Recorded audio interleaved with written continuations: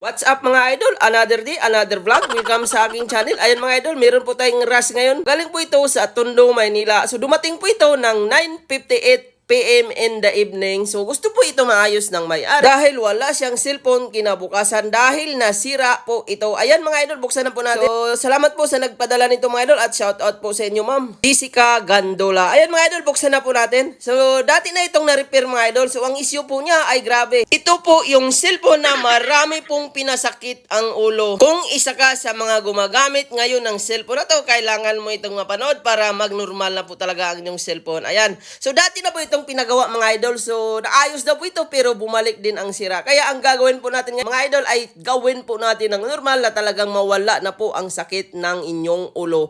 Ayan mga idol, ang model po pala nito ay Xiaomi Poco M3. So marami po talagang sumakit ang ulo nito pero gawan po natin ng paraan na hindi na po talaga sumakit ang inyong ulo. Ayan mga idol, so lumabas po itong unit na to ay year 2020 at grabe mga idol, ang dami pong user nito at ito po yung issue niya mga lods. Lumalabas naman po yung pinaka-charging niya pero hindi na dadagdagan. Hindi po nagbubukas, hanggang ganyan lang. Lagi daw itong nadididbot mga idol kapag nalulubat, mag-drain, mag-update, hindi na daw nagbubukas. Kaya ayan mga idol, kung napapansin niyo po, chinarge ko po ito sa loob po ng 20 minutes. So hindi po talaga nagdadagdag, hanggang ganyan lang siya. Kaya yun po ang gagawin natin ngayon.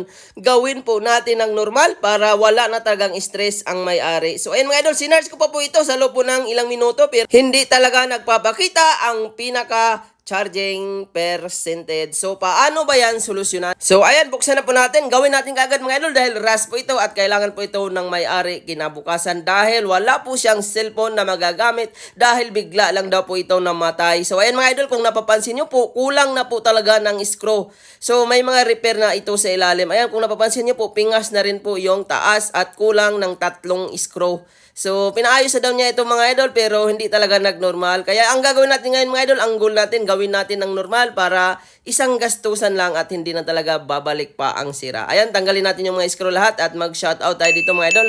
Ayan, lahat at sa lahat po ng ating viewers na nanonood ngayon, shoutout sa inyong lahat at sa gustong magpa-shoutout, comment po kayo sa video. At ayan mga idol, tanggalin natin yan, yung mga function, LCD flex, battery, at pinaka-antena. At ito po yung motherboard mga idol. So kung napapansin nyo mga idol, chinik up ko po yung IC. So wala naman po siyang galaw pero pinaayos na daw po ito. So abangan niyo po mamaya mga idol kung saan po pala ang ginalaw. Huli ko na po siya nakita. So dito po natin galawin mga idol sa pinaka-caps sa ilalim para mag-normal na talaga at 100% kahit malubat, ma-drain, mag-update. Lahat po ng gusto ninyo ay normal na wala na pong sakit sa ulo. Una, maglagay po tayo ng plugs. Initan po natin mga idol. So naka 420 hit ako mga idol at yung hangin naman ay sakto lang na hindi po magsitalsikan. At ayan mga idol. So unti-unti po yan lumalambot at matanggal. So yan po yung caps mga idol. Diyan po yan nagkakatalo. Kaya po siya namamatay dahil wala siyang exhaust. So marami na po tayong mga video nito mga idol.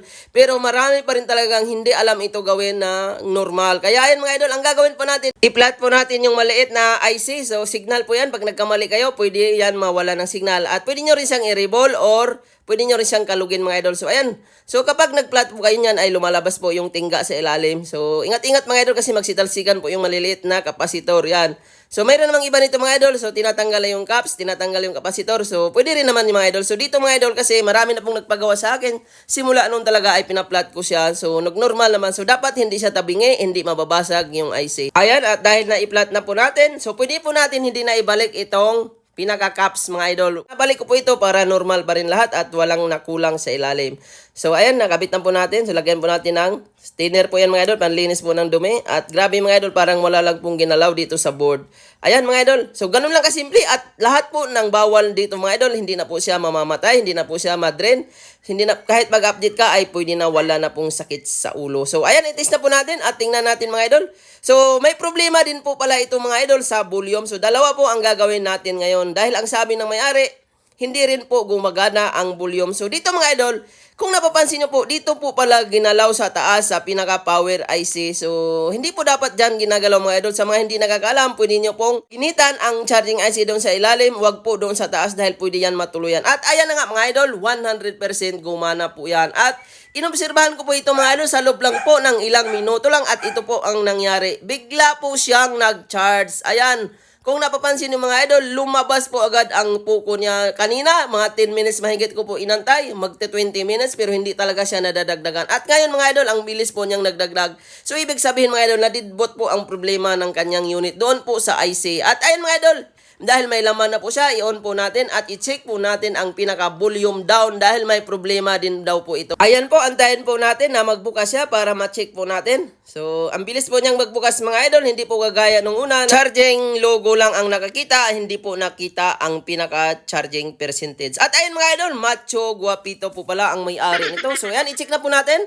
So kung napapansin nyo, normal na po ang touch. Pagdating po sa volume, ayan, gumagana ang volume up. Ang pagdating po sa volume down ay hindi po nagana. So yun po yung concern na isa ng may-ari. Kaya ang ginawa ko mga idol, nilibre ko po ang may-ari nito. Ang sabi ko sa kanya, i-pray ko na po siya para naman hindi na po siya gagastos. So ayun mga idol, naghanap po ako, naggaling sa unit. Pinalitan ko po ito siya ng Powerflex connected sa volume. Buo na po ang pinalit kong mga idol para mas mabilis po tayo at magtagal pa rin talaga ang kanyang unit. At ayun, naghanap po ako mga idol kasi meron po ako dito ng mga scrap na matagal na po at hindi ko po ito tinatapon dahil mayroon pa po itong mga parts. So kagaya nito mga idol, sira po ang LCD nito pero ang volume niya ay nandyan pa rin nakadikit. Kaya yun po yung kinuha natin. So dahil free lang naman mga idol at ang kagandahan po dito, original pa rin ang parts. Wala po siyang kagalos-galos. Ayan.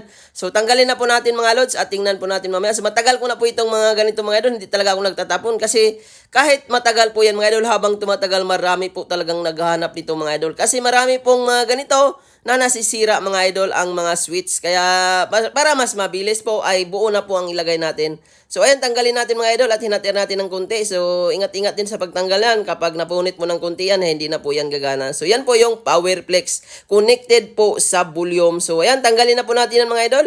So nag-charge na po siya. Sana nagkaroon po ito ng laman kaagad para mamaya matry po natin ang volume down, volume up. So ayan. Tanggalin ulit natin mga lods. So kung napapansin nyo po, buo naman po ang kanyang switch pero sira po talaga siya. Kahit i-ground mo ito mga idol ay hindi siya mag-ground dahil ang pinaka may tama nito ay yung pinaka-flex. Madalas po nito may lamat po siya. Habang tumatagal ay lahat na po ng function ay hindi nagagana kasama ang on-off at volume up. So ayan mga idol, dikitan na po natin. So, gumamit pa ako dito ng T7000 pang dikit niya mga idol para hindi po magalaw-galaw at hindi napupunit. So, ayan, kunting ano lang mga idol, lagay natin, wag niyo pong damihan kasi kumakalat po yan ay possible na didikit sa iba yan at mahirapan ka magtanggal. So, ganun lang kasimple, ayan, ilagay na po natin yung board, battery, antenna. So, wag niyo pong kalimutan ang antenna mga idol dahil signal po yan yung pinaka-wiring niya. So, at tingnan po natin mamaya mga lods kung nagnormal ba to, restart natin dahil ang sabi po ng may-ari, kapag ito daw nalulubat, mag-update, ma-drain, lahat ay hindi na daw gagana. So, ayan, dahil kulang po ito ng 3 screw mga idol, ay i-spray ko na rin.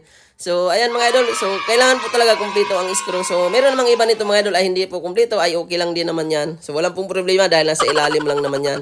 So, ayan, linisan muna natin.